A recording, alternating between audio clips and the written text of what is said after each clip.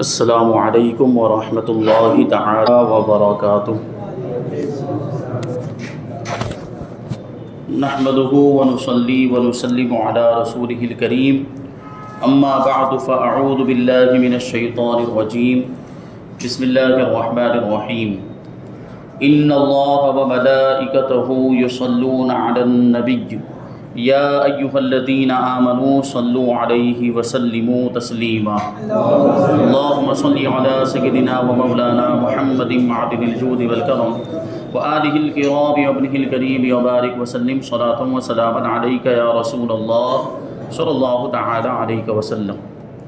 عزیزان ملت اسلامیہ، سورہ بقرہ آیت نمبر 150، اس کی تفسیر ہم کو آج سماعت کرنی ہے، اور اس کا ترجمہ ہم نے گزشتہ درس میں سماعت کیا تھا، آج پھر سے سماعت کرتے ہیں۔ اللہ تبارک و تعالیٰ ارشاد فرماتا ہے: وَمِنْ حَيْثُ خَرَجْتَ فَوَلِّ وَجْهَكَ شَطْرَ الْمَسْجِدِ الْحَرَامِ وَحَيْثُ مَا كُنْتُمْ فَوَلُّوا وُجُوهَكُمْ شَطْرَهُ لِئَلَّا يَكُونَ لِلنَّاسِ عَلَيْكُمْ حُجَّةٌ إِلَّا الَّذِينَ ظَلَمُوا مِنْهُمْ فَلَا تَخْشَوْهُمْ وَاخْشَوْنِي وَلِأُتِمَّ نِعْمَتِي عَلَيْكُمْ وَلَعَلَّكُمْ تَهْتَدُونَ۔ اور اے حبیب، تم جہاں سے آؤ اپنا منہ مسجد حرام کی طرف کرو، اور اے مسلمانوں، تم جہاں کہیں ہو اپنا منہ اسی کی طرف کرو، تاکہ لوگوں کو تم پر کوئی حجت نہ رہے، مگر جو ان میں سے ناانصافی کریں تو ان سے نہ ڈرو اور مجھ سے ڈرو، اور تاکہ میں اپنی نعمت تم پہ مکمل کر دوں اور تاکہ تم ہدایت پاؤ۔ اب یہاں پہ جو فرمایا گیا وَمِنْ حَيْثُ خَرَجْتَ، کہ تم جہاں سے آؤ اپنا منہ مسجد حرام کی طرف یعنی خانہ کعبہ کی طرف کرو۔ تو اب یہاں پر دیکھیں تو اس سے پہلے بھی، اس آیت کریمہ میں بھی اور اس سے پہلے بھی، اس رکوع میں 3 مرتبہ نبی کریم صلی اللہ علیہ وسلم اور مسلمانوں کو مسجد حرام یعنی خانہ کعبہ کی طرف منہ کر کے نماز پڑھنے کا حکم دیا گیا۔ ابھی کافی ہم دیکھ رہے ہیں کافی عرصے سے یہ قبلے کی تبدیلی کا بیان چل رہا، اور قبلے کی تبدیلی کے بارے میں بہت ساری آیتیں اس سے پہلے ہم نے سماعت کی، اور 3 مرتبہ اللہ تبارک و تعالیٰ نے حکم دیا خانہ کعبہ کی طرف رخ کرنے کا، خانہ کعبہ کو قبلہ بنایا۔ تو اب ایک مرتبہ بھی اگر اللہ تبارک و تعالیٰ ارشاد فرما دیتا تو وہ کافی تھا، لیکن 3 مرتبہ کیوں ارشاد فرمایا؟ تو یہ بظاہر لگتا ہے کہ یہ تکرار ہے، یعنی بار بار ارشاد فرمانا ہے، اور تکرار کبھی کبھی اچھی نہیں ہوتی، کبھی کبھی جو ہے کہ بار بار کسی چیز کا حکم دینا یہ اچھا نہیں ہوتا۔ تو یہاں پر جو یہ تکرار ہے، اللہ تبارک و تعالیٰ کا کلام یہ قرآن مجید، اس میں تو ظاہر سی بات ہے کوئی خرابی ہو ہی نہیں سکتی ہے، اور کوئی بری بات اور کوئی عیب اور کوئی نقص ہو ہی نہیں سکتا ہے، تو اس میں کچھ نہ کچھ حکمت ہے۔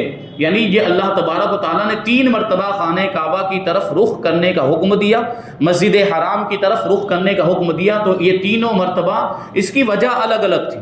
3 مرتبہ جو حکم دیا تو 3 مرتبہ کی علت یعنی اس کا ریزن یہ الگ الگ ہے، تو اسی کو بیان کرتے ہیں کہ یہ تکرار بظاہر ہمیں لگتا ہے کہ یہ بار بار حکم دیا گیا، لیکن حقیقت میں یہ تکرار نہیں ہے، کیونکہ ہر بار کے حکم کی علت جدا ہے، یعنی ہر بار جو حکم دیا اس کی وجہ الگ ہے۔ پہلی بار جب نماز میں مسجد حرام کی طرف منہ کر کے نماز پڑھنے کا حکم دیا گیا تو اس کی علت یہ بیان فرمائی کہ اللہ تعالیٰ نے اپنے حبیب صلی اللہ علیہ وسلم کی رضا جوئی کے لیے مسجد حرام کو قبلہ بنایا، جو سب سے پہلی آیت تھی، جس میں حضور پاک صلی اللہ علیہ وسلم کے چہرے مبارک کا آسمان کی طرف بار بار اٹھانا اس کا ذکر کیا گیا تھا، اور حضور پاک صلی اللہ علیہ وسلم کی خواہش کا اس میں تذکرہ تھا کہ حضور یہ چاہتے تھے کہ خانہ کعبہ کو دوبارہ قبلہ بنا دیا جائے، کیونکہ اس وقت بیت المقدس قبلہ تھا، مسجد اقصی۔ تو یہ حضور پاک صلی اللہ علیہ وسلم کی خواہش کو پورا کرتے ہوئے، حضور کی تمنا کو پورا کرتے ہوئے اللہ تبارک و تعالیٰ نے خانہ کعبہ کو قبلہ بنایا۔ تو پہلی مرتبہ جو خانہ کعبہ کی طرف رخ کرنے کا حکم دیا گیا تھا وہ حضور کی رضا جوئی کے لیے، حضور کی خواہش کو پورا کرنے کے لیے تھا۔ تو یہ پہلی مرتبہ میں جو علت تھی اور جو حکم تھا وہ یہاں پر بیان کیا کہ حضور کی رضا جوئی کے لیے مسجد حرام کو قبلہ بنایا اور نماز میں اس کی طرف منہ کرنے کا حکم دیا۔ اب دوسری مرتبہ جب مسجد حرام کی طرف منہ کرنے کا حکم دیا گیا تو اس کی علت یہ بیان فرمائی، یعنی اس کی وجہ یہ بیان فرمائی کہ اللہ تعالیٰ نے ہر امت کا الگ الگ قبلہ بنایا ہے جس کی طرف منہ کر کے وہ نماز پڑھتے ہیں اور عبادتیں کرتے ہیں. اور جب امت محمدیہ بھی ایک امت ہے تو ان کا قبلہ مسجد حرام کو بنایا اور اس کی طرف منہ کر کے انہیں نماز پڑھنے کا حکم دیا گیا.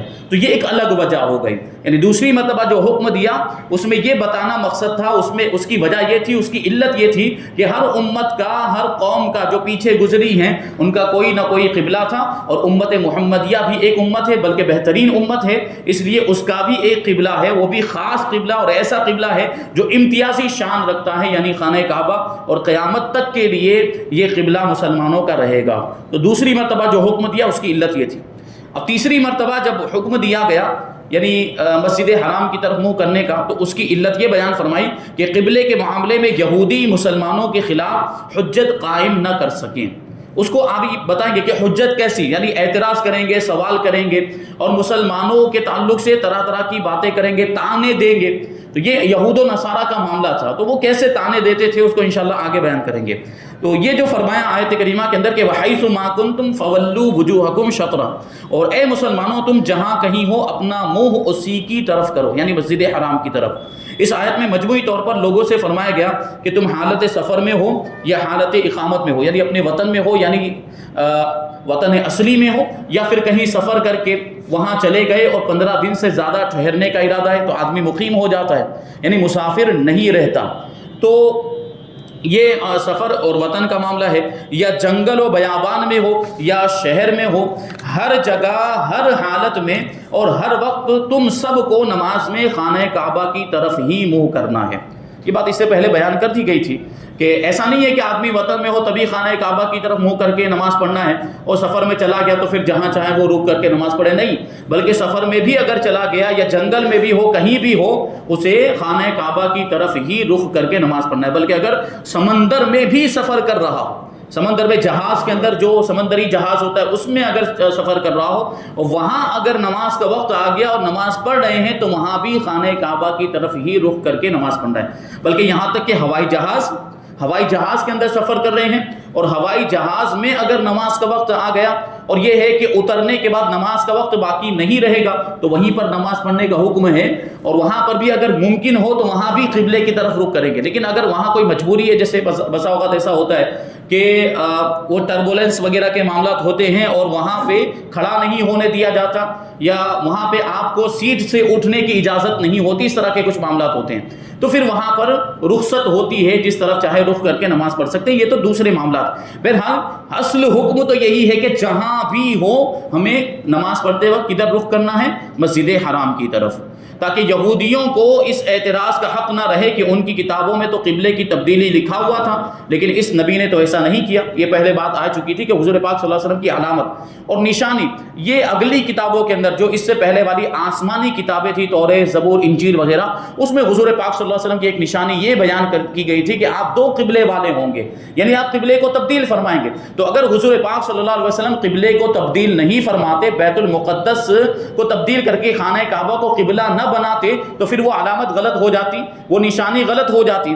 اس لیے وہ ان کو کہنے کا موقع مل جاتا یہود و نصارہ کو کہ ہماری کتابوں میں تو نبی آخر الزمان خاتم النبیین، آخری نبی کی یہ علامت بیان کی گئی تھی کہ وہ تو قبلے کو تبدیل کریں گے، اور انہوں نے تو کوئی قبلہ تبدیل کیا ہی نہیں. اور جب حضور پاک صلی اللہ علیہ وسلم نے قبلہ تبدیل کر لیا تو اب یہود و نصارہ کے پاس اعتراض کرنے کا موقع نہیں رہا، اعتراض کرنے اور سوال اٹھانے کی گنجائش ہی نہیں رہی، کیونکہ وہ علامت سچ ثابت ہو گئی اور وہ نشانی جو تھی وہ سامنے آ گئی.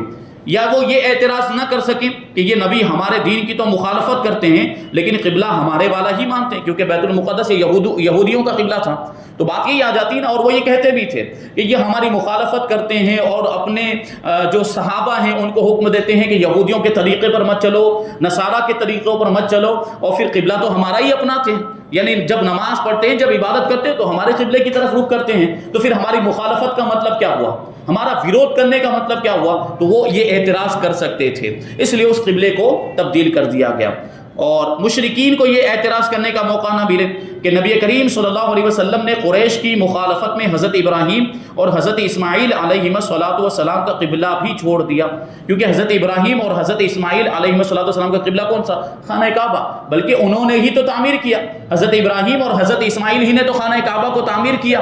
اب مشرکین یہ کہہ سکتے تھے اگر حضور پاک صلی اللہ علیہ وسلم بیت المقدس کی طرف ہی رخ کر کے نماز پڑھتے تو مشرکین کہتے کہ یہ تو دین ابراہیم پر ہونے کا دعویٰ کرتے ہیں، یہ ابراہیم اور اسماعیل کو ماننے کا دعویٰ کرتے ہیں جو ہمارے آبا و اجداد میں سے، اور ان کے قبلے کی مخالفت کرتے ہیں، یعنی بیت المقدس کو قبلہ بناتے ہیں، خانہ کعبہ کو قبلہ نہیں بناتے۔ اور حضور پاک صلی اللہ علیہ وسلم نے جب خانہ کعبہ کو قبلہ بنا دیا تو اب مشرکین جو مکہ کے اور عرب کے جو کفار تھے ان کے پاس اب اعتراض کا کوئی موقع نہیں رہا، سوال اٹھانے کا۔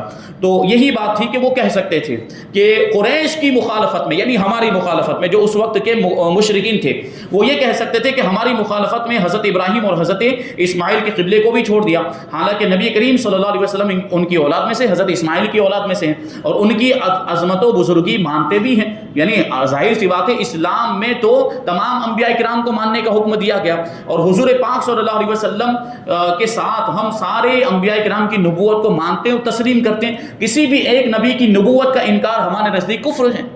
تو ہم تو سارے نبیوں کو مانتے ہیں، اور حضرت ابراہیم اور اسماعیل تو خاص طور پر ہم اس وجہ سے مانتے ہیں کہ ہمارے آقا حضور رحمت عالم صلی اللہ علیہ وسلم انہی کی اولاد میں سے ہیں۔ اور حضور پاک صلی اللہ علیہ وسلم بھی بار بار بسا اوقات حضرت ابراہیم کا تذکرہ کیا کرتے تھے، بلکہ ایک حدیث پاک میں تو انا دعوت ابراہیم بھی آیا، یہ لفظ آیا کہ میں ابراہیم کی دعا ہوں۔ حضرت ابراہیم علیہ السلام نے جب خانہ کعبہ کو تعمیر کیا، جب تعمیر مکمل ہو گئی تو کیا دعا فرمائی تھی؟ ربنا وبعث فیہم رسولا من انفسہم، اے ہمارے رب تو انہی میں سے ایک رسول بھیج دے۔ اب وہ رسول حضرت ابراہیم کی دعا کے نتیجے کے طور پر حضور پاک صلی اللہ علیہ وسلم کو اللہ تبارک و تعالیٰ نے دنیا میں بھیجا۔ تو یہ حضرت ابراہیم کی دعا کا نتیجہ، اسی وجہ سے حضور نے کیا کہا تھا کہ میں ابراہیم کی دعا ہوں۔ تو یہ شان ہے خانہ کعبہ کی، اور یہ خانہ کعبہ کو اس طرح جو ہے کہ قبلہ بنایا گیا، تو اس میں یہ ساری حکمتیں تھیں۔ آگے اللہ تبارک و تعالیٰ ارشاد فرماتا ہے الا الذین ظلموا منہم، مگر جو ان میں ناانصافی کریں، یعنی یہ اعتراض کرنے والوں میں، یعنی اللہ تعالیٰ کی طرف سے تو حجت پوری ہو چکی، یعنی خانہ کعبہ کو قبلہ بنا دیا گیا، اب کسی طرح کا کوئی سوال جواب نہیں ہو سکتا، اب یہ خانہ کعبہ جو ہے یہ قیامت تک کے لیے قبلہ رہے گا۔ اب بھی اگر کوئی اعتراض کرتا ہے تو وہ خود ظالم ہے، یعنی اب اعتراض کرنے والا غلطی پر اللہ تبارک و تعالیٰ کی جانب سے خانہ کعبہ کو قبلہ بنا 3 مرتبہ حکم دے دیا گیا، اتنا سخت حکم آ گیا، اس کا مطلب کیا ہے کہ یہ حکم پکا ہے، اٹل ہے، اور خانہ کعبہ جو ہے اب یہ قیامت تک کے لیے قبلہ ہے۔ اب اگر کوئی اعتراض کرتا ہے، چاہے وہ یہودی ہو، چاہے وہ نصرانی ہو، یا چاہے وہ مشرکین میں سے ہو، وہ خود ظالم ہے اعتراض کرنے کی وجہ سے۔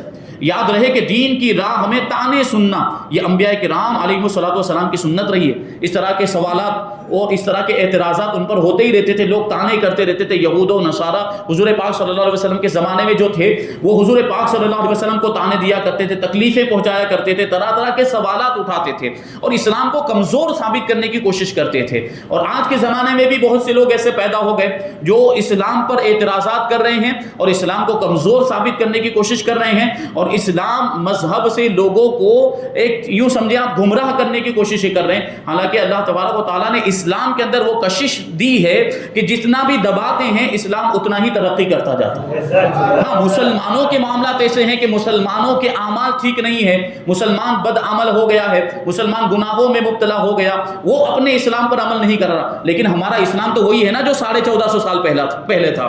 تو مسلمان کے عمل میں اگرچہ تاثیر نہ رہی ہو، مسلمان کے ظاہری کردار میں اور مسلمان کے اخلاق میں اگرچہ تاثیر نہ رہی ہو، لیکن ہمارے مذہب جو سچا مذہب ہے اسلام میں تو تاثیر ہے، اور اس کی وہ تاثیر کرتا ہے، اور اسلام جو ہے وہ اثر کرتا ہے جب کوئی سچے دل سے یہ اناد اور سرکشی کا عینک اور چشمہ اتار کے جب اسلام کا مطالعہ کرتا ہے تو پھر وہ سچائی کو ماننے پر مجبور ہو جاتا ہے۔ یہ اسلام کی حقانیت ہے۔ تو مسلمانوں کو بھی اپنا کردار سدھارنا چاہیے اور اپنے اعمال درست کرنے چاہیے تاکہ مسلمانوں کے کردار سے اسلام کی تصویر جھلکے، بلکہ مسلمان کو تو اسلام کی عملی تصویر بن جانا چاہیے تاکہ جو بھی دیکھے تو وہ کہے کہ دیکھو یہ سچا مسلمان جا رہا ہے جو اسلام پر کیسا عمل کرتا ہے۔ پہلے زمانے میں جو مسلمان ہوتے تھے تو ان کے اخلاق و کردار، ان کی سیرت کو دیکھ کر، ان کے چال چلن کو دیکھ کر لوگ مسلمان ہو جایا کرتے تھے، لیکن اب کیوں نہیں ہوتے؟ کیونکہ ہمارا کردار ویسا ہو گیا۔ تو اللہ تبارک و تعالیٰ سارے مسلمانوں کو اسلام کے احکام پر عمل کرنے کی توفیق عطا فرمائے۔ اگر ہم نے ساری چیزوں پر عمل کیا ہوتا تو کسی کو اعتراض کرنے کا حق ہی نہیں ہوتا۔ یہود و نصارہ جیسے اس وقت اعتراض کرتے تھے، ابھی غیر مسلمین کفار ہم پر اعتراض کرتے ہیں۔ جیسے حجاب والا مسئلہ، حجاب پر اعتراض کیا تو ان کے پاس ایک پوائنٹ کیا تھا؟ ان کے پاس ایک پوائنٹ یہ تھا کہ 80% خواتین جو مسلمان ہیں وہ پردہ نہیں کرتی، وہ حجاب نہیں پہنتی۔ اس کا مطلب کیا ہے کہ اسلام میں حجاب کچھ ضروری نہیں ہے، لو اس پہ پابندی لگا دو۔ تو یہ ہوا کہ نہیں ہوا؟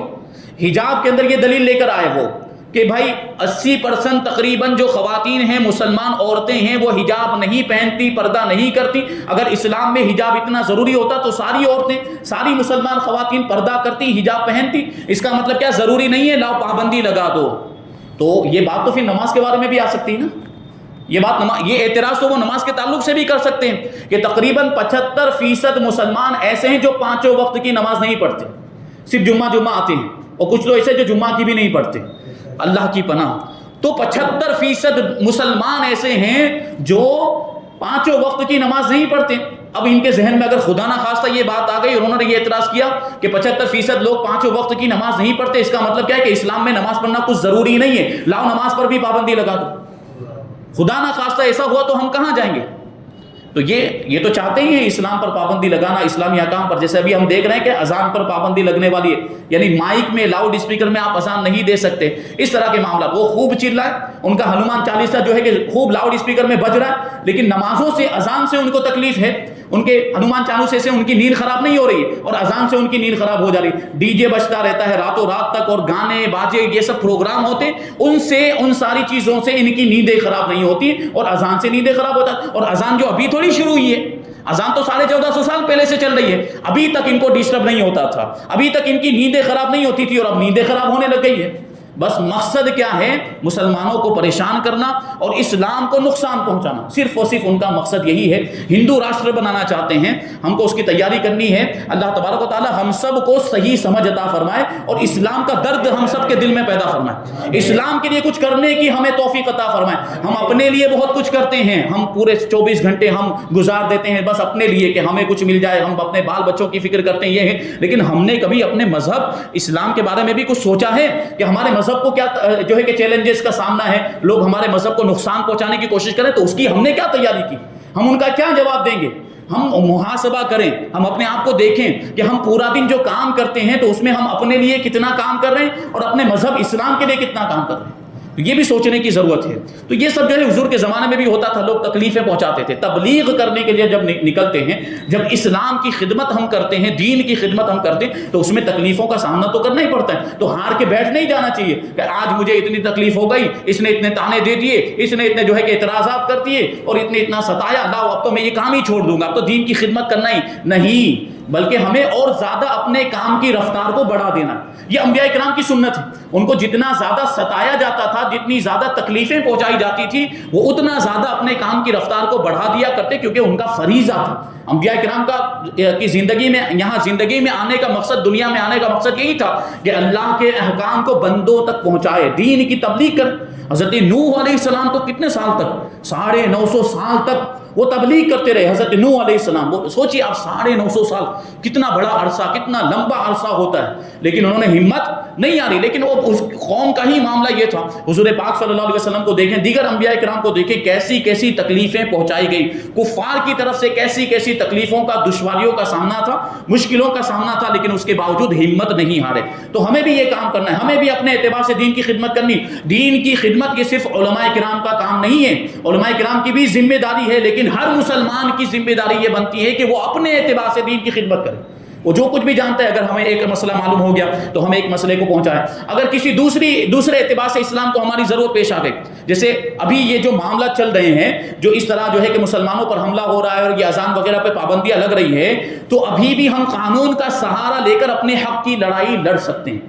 تو جو قانون کے ماہرین ہیں، جنہوں نے قانون کا کورس کیا ہوا ہے، جو لا پڑھ کے آئے ہیں، جو اس طرح کے کورس، جو وکیل ہیں، ایڈوکیٹ ہیں، وہ آگے آئیں اور اس اعتبار سے کام کریں، دین کا اور اسلام کا، اور اس تعلق سے جو بھی ضرورت ہے وہ ضرورت پورا کریں۔ تو یہ بھی دین کی بہت بڑی خدمت ہے۔ تو ہم ہمارے پاس جو بھی مہارت ہے ہم اس کو اپنے دین کے لیے استعمال. وکیل کا جو پیشہ ہے یہ بڑا بدنام ہے, یہ جھوٹ بولتے ہیں, یہ لوگ جھوٹ بول کے کماتے ہیں, جھوٹ پر ان کی کمائی چلتی. یہ بات ہوتی کہ نہیں ہوتی؟ اگر یہی وکیل لوگ اپنی وکالت کو اگر اسلام کے لیے استعمال کریں تو پھر کتنی بڑی خدمت ہو جائے گی. وہی وکالت ان کے لیے نجات کا ذریعہ بھی بن سکتا ہے. تو یہ ہمارے پاس جو مہارت ہے اور جو خوبیاں ہیں ہم اس کو اپنے اسلام کے لیے استعمال کریں, اپنے مذہب کے لیے استعمال کریں. اللہ تبارک و تعالی ہم سب کو توفیق عطا فرمائے. اور پھر سب سے بڑی چیز جو آگے اللہ تبارک و تعالی ارشاد فرمائے وہ اس زمانے کے اعتبار سے بھی فٹ ہوتی ہے. وہ کیا ہے؟ فلا تخشوہم واخشونی, تم ان سے نہ ڈرو, مجھ سے ڈرو. یہ کچھ بھی کر لیں, یہ چاہے جتنی بھی تکلیفیں پہنچائیں, چاہے مسجدوں پر یہ اپنے جھنڈے لگوا دیں, چاہے مسجدوں کو توڑوا دیں, مسلمانوں کے گھروں کو توڑوا دیں, ہمیں ڈرنے کی ضرورت نہیں ہے. ہمیں ڈٹ کے کیا کرنا ہے؟ مقابلہ کرنا ہے. اگر ہم نے مقابلہ کیا اور مر گئے تو شہید کا مرتبہ ملے گا, اور جنگ میں جیت گئے تو غازی کا مرتبہ ملے گا. ہمارے لیے تو دونوں ہاتھ میں لڈو ہے نا, ہمارے لیے تو دونوں ہاتھ میں لڈو ہے. تو اس کا مطلب تو ڈر کے بیٹھ جانا ہے اور وہ آئیں گے ہم پر حملہ کریں گے اور بھائی ہم تو کچھ نہیں کر سکتے تھے تو مر گئے, تو یہ تو بزدلی والی موت ہوئی نا. تو ہمیں بزدلی والی موت نہیں مرنا ہے. ہم اللہ تبارک و تعالیٰ نے ہمارے سامنے مجاہدین کا کردار رکھا ہے, ہمارے سامنے شیر خدا کا کردار ہے, ہمارے سامنے صحابہ کرام کا کردار ہے, ہمارے سامنے صلاح الدین ایوبی کا کردار ہے, ہمارے سامنے اور جتنے بھی مجاہدین فاتحین اسلام ہے ان کا کردار ہے. انہوں نے کبھی بھی کفار کے سامنے پیٹھ نہیں دکھائی اور شہادت کا مرتبہ ان کو ملا ہے. تو ان کو جتنے بھی زخم لگے یا سینے پہ لگے یعنی سامنا کیا ہے انہوں نے. تو اگر یہی بات ہے, یہ ذہن میں رہنا چاہیے کہ اگر ہم نے مقابلہ کیا اور مر گئے تو شہادت کا مرتبہ, سیدھے جنت میں جائیں گے, سیدھے شہادت کا مرتبہ مل گیا. تو سارے اعمال جتنے بھی ہم نے کیے برے اعمال بھی اگر ہوں گے, اگر اللہ تبارک و تعالیٰ نے شہادت کا مرتبہ تو سیدھے جنت میں چلے جائیں گے. اور جنگ میں اگر جیت گئے تو غازی کا مرتبہ, مجاہد کا مرتبہ مل جائے گا. تو ان سے ڈرنا نہیں ہے. مسلمان اپنے رب سے ڈرتا ہے, دنیا والوں سے نہیں ڈرتا.